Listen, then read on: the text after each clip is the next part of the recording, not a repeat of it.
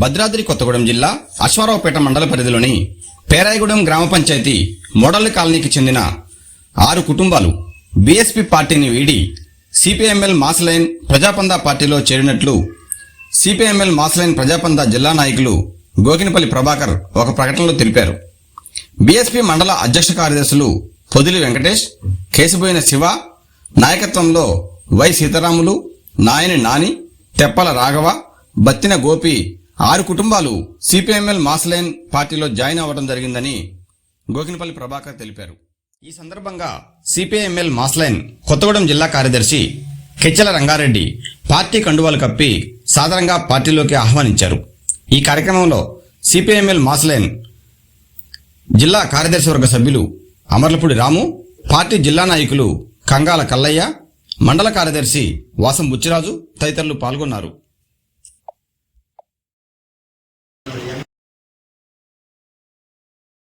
కూడా చాలా కాలం నుంచి ఉంది. దీనివల్ల ఏంటంటే కొంతమందికి ఇష్టం ఉండదు. కారణం ఏంటంటే మనుషుల మంచోళ్ళ ఉంటుంది, కానీ ఇప్పుడే వస్తే నాకు ఏంటి లాభాలు ఉంటుంది. కారణం ఏంటంటే పేదల పార్టీ ఒకటి, తర్వాత తీయగా చెప్పే పరిస్థితి ఉండదు, మస్తా కొట్టే పద్ధతి ఉండదు, ఆశ పెట్టే పద్ధతి ఉండదు, ఇది ఉసుకొలిపే పద్ధతి ఉండదు. ఉరికించుకుంటూ కొట్టమంటారు. పోయి చివరి దశలో మాకు సాయం చేయండి అని వస్తారు. అంతా అయిపోయిన తర్వాత పెద్ద పరిస్థితి అన్నమాట. అలాంటి పరిస్థితుల్లో వస్తే మనం ఉన్నది చెప్పి ఆ సహాయం మనం చేస్తున్నాం. అందులో మనకి డబ్బులు ఏం పార్టీ ఇవన్నీ మనకి ఉన్నాయి. తర్వాత అయితే ఇన్ని తేడాలు మీరు అర్థం చేసుకోవాలి. ఇంకోటి కూడా మీరు అర్థం చేసుకోవాల్సింది అంటే, ఇప్పుడు మనమంత పేదలు దీనికోసం వ్యాపారాలు మీరు చేసుకుంటున్నారు, ఏదో 4 డబ్బులు మీరు అనుభవిస్తున్నారు, అట్లా జీవనం చేస్తున్నారు. ఇది పరిస్థితి. ఇప్పుడు దేశంలో పేదరికం అనేది విపరీతంగా ఉంది. మన భారతదేశంలో ఏదో 35% అంటున్నారు, కానీ సగం మంది పేదలే ఉన్నారు. భూములు లేవు. పేదరికం అంటే ఏంటి? సంపదలకు కావాల్సిన వనరులు ఉండకపోవడం. ఇప్పుడు నీకు తినడానికి అన్ని వనరులు ఉంటాయి, ఎండలో ఎందుకు తిరగాలి? ఆ సైకిల్ మీదనో బండ్ల మీదనో ఊర్లు ఊర్లు తిరిగి ఎందుకంత బాధ? లేకనే కదా.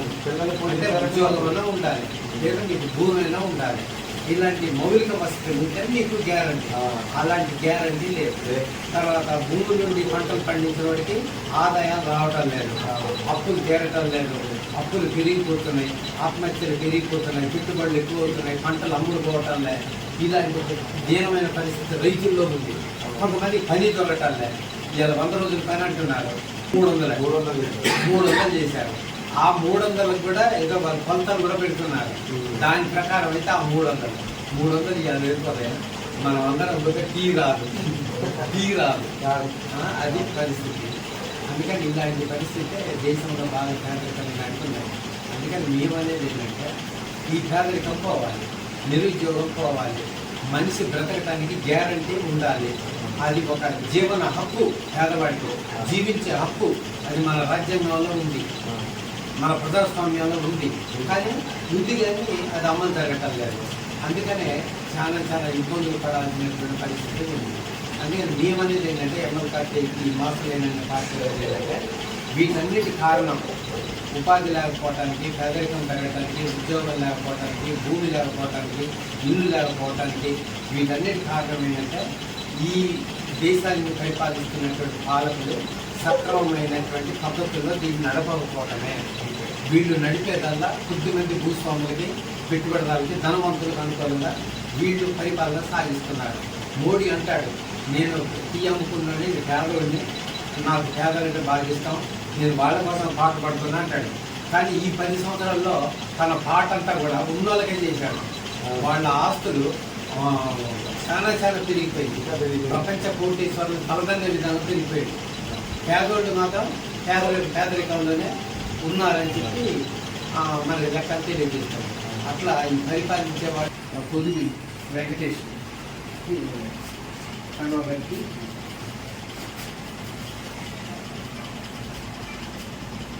దగ్గర మీరు ఇప్పుడు దగ్గర ఇంకా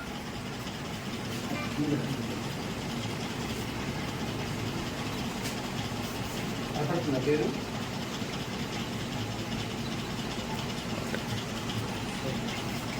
అట్లాగే మన శివ కేశపోయిన శివకి మన పార్టీ జిల్లా కార్యదర్శి సభ్యులు డాక్టర్ రాము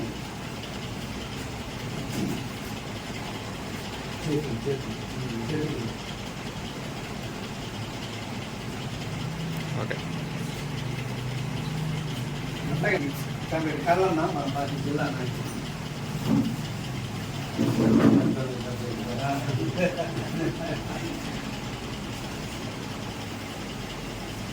మీరు మంచి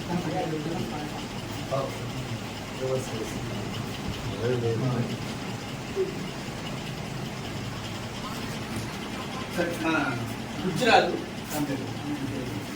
నాయకుడు రాముకి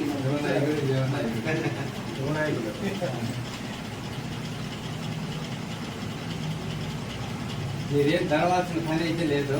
మాది సిపిఐఎం మాసలైన చెప్పండి. ప్రజాపతి అయినా పర్వాలేదు, అది తెలుగు, ఇది ఇంగ్లీష్ పేరు అంతే. రాఘవ రాఘవ చెప్పలే రాదు. ఇంకొకటి కూడా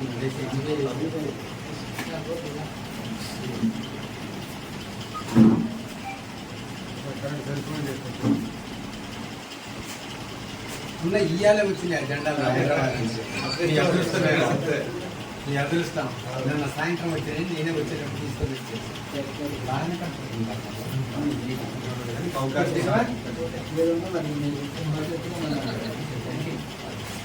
మీరంతా కూడా